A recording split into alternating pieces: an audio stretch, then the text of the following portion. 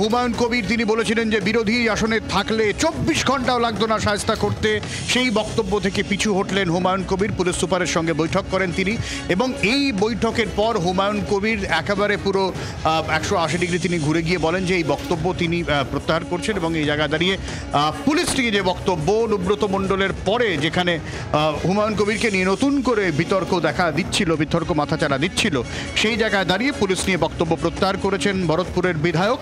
মুর্শিদাবাদের এসপি সানি কুমার রাজের সঙ্গে হুমায়ুন দেখা করেন, আর এসপি অফিস থেকে বেরিয়ে আগের দিনের বক্তব্য প্রত্যাহার করেন হুমায়ুন কবির।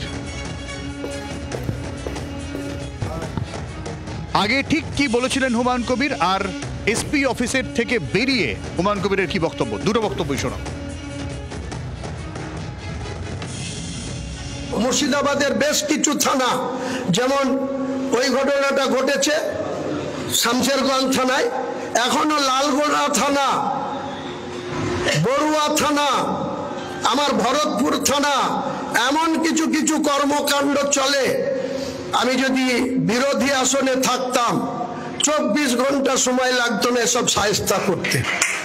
আমার হাত পায়ে বেড়ি দেওয়া আছে, তার জন্য এইসব থানাগুলা যে ঔদ্ধত্য বা সাধারণ মানুষের উপরে যে জুলুম, অত্যাচার, টর্চারিং করে, আপনারা ডিজিটাল মিডিয়া কোথায় থাকেন?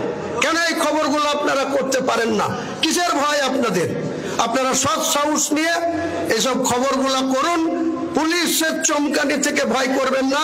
পুলিশ যদি আপনাদের অন্যায়ভাবে আপনাদের ফ্যামিলিকে ডিস্টার্ব করে, আপনাদের ভিতরে সমুটু কেস করে রাতের অন্ধকারে তুলে আনে, আমাকে খবরটা দেবেন, আমি আপনাদের পাশে আছি, থাকবো। এটা আপনাকে পরিষ্কার বললাম। গতকালকে যেটা আমি বলেছিলাম লালগোলা, ভরতপুর, বড়ুয়া নিয়ে পুলিশের বিরুদ্ধে, সেইটা আমার বলা ঠিক হয়নি। আমি ওটাকে উড্র করছি, কারণ আমার সঙ্গে খুব ভালো আলোচনা হয়েছে বহরমপুরের মুর্শিদাবাদ পুলিশ পিডির পুলিশ সুপারের সঙ্গে। ওনার সঙ্গে আমার আলোচনা করে আমার মনে হলো যে আগামী দিনে ওনার সঙ্গে আলোচনা করে যে সমস্যা পাবলিকের আমার কাছে আসবে, আমার দৃষ্টিতে আসবে, আমি ওনাকে বললেই তার সহজ পদ্ধতিতে সলিউশন বেরিয়ে আসবে। আর কি বলেছিলেন এই লকেট চট্টোপাধ্যায়, শোনাবো। মমতা বন্দ্যোপাধ্যায় সরকারের যেমন তার পুলিশের অবস্থা, তেমন তাদের নেতাদের অবস্থা, বিধায়কদের অবস্থা, কেউ কোনো কম যায় না।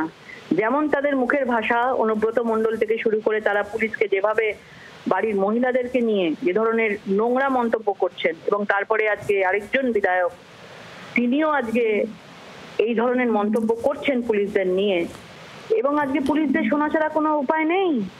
কারণ পুলিশরা পুরোপুরিভাবে নবান্নের নির্দেশ, 14 তলার নির্দেশে কাজ করছে। যদি পুলিশের বিন্দুমাত্র বুকের পাঠা থাকতো, তারা সেই জবাবটা দিত। আজকে পুলিশের অবস্থাও আমরা পরিষ্কার বুঝতে পারছি মমতা বন্দ্যোপাধ্যায়ের আমলে কি জায়গায় দাঁড়িয়ে। বাংলার আওয়াজ, বাঙালির আবেগ, জি 24 ঘন্টা।